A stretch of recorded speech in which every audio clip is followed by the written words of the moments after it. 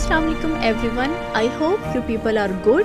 آج کی سٹوری ہے شہزادی کے دو چہرے، ظالم اور رحم دل۔ ارول کے سنہری بادشاہت میں ایک ہی دن دو جڑواں شہزادیاں پیدا ہوئیں، شہزادی سرافینہ اور شہزادی الورا۔ چہرہ ایک جیسا لیکن دل زمین و آسمان کا فرق۔ سرافینہ غرور، سختی اور بے رحمی کی علامت تھی۔ وہ سمجھتی تھی کہ شاہی خاندان کا کام حکم دینا ہے، خدمت کرنا نہیں۔ وہ نوکروں پر چیختی، معمولی غلطی پر سزا دیتی اور ہمیشہ زیادہ چاہتی، زیادہ زیورات، زیادہ طاقت، زیادہ اختیار۔ الورا اس کے برعکس نرم دل، مسکراہٹ بھری اور مہربان تھی۔ وہ دن بھر غریبوں میں روٹی بانٹتی، بچوں کو پڑھاتی اور کسانوں کا حال پوچھتی۔ اس کی موجودگی دلوں میں خوشی جگاتی تھی۔ سلطنت الورا کو چاہتی تھی، سلطنت سرافینہ سے ڈرتی تھی۔ ایک سال بھاری قحط پڑا، دریائیں خشک، کھیت جل گئے، لوگ پانی کی تلاش میں میلوں کا سفر طے کرتے ہوئے محل پہنچے۔ سرافینہ نے ہجوم کو دیکھا اور منہ پھیر لیا۔ یہ ہماری ذمہ داری نہیں، شاہی پانی عوام کے لیے نہیں ہوتا۔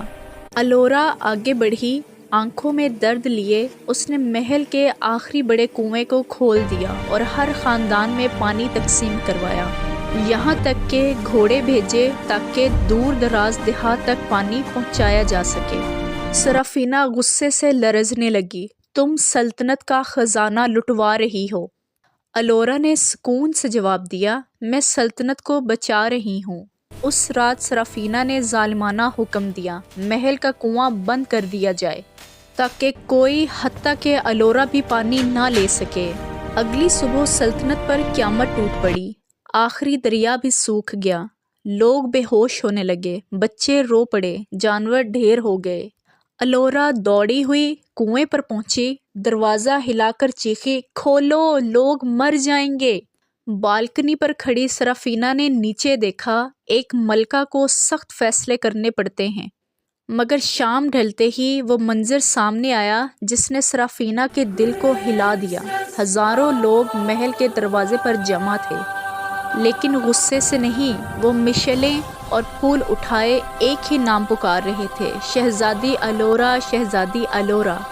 بوڑھا بادشاہ سامنے آیا۔ لوگوں نے اپنا اصل حکمران چن لیا ہے، وہ جو دل سے حکومت کرتی ہے، ظلم سے نہیں۔ سرافینہ چیخی، وہ کمزور ہے، جذبات سے چلتی ہے۔ بادشاہ نے شاہی مہر الورا کے حوالے کر دی۔ سرافینہ شکست خوردہ سلطنت چھوڑ کر کہیں دور چلی گئی۔ الورا نے جشن نہیں منایا، وہ فوراً عوام میں گئی، رات بھر پانی بانٹا، بیماروں کو تھاما، بچوں کو تسلی دی۔ جلد ہی الورا کی حکمت اور رحم دلی سے بارشیں واپس آئیں، نئے کنویں کھودے گئے اور ارول پھر سے آباد ہو گیا۔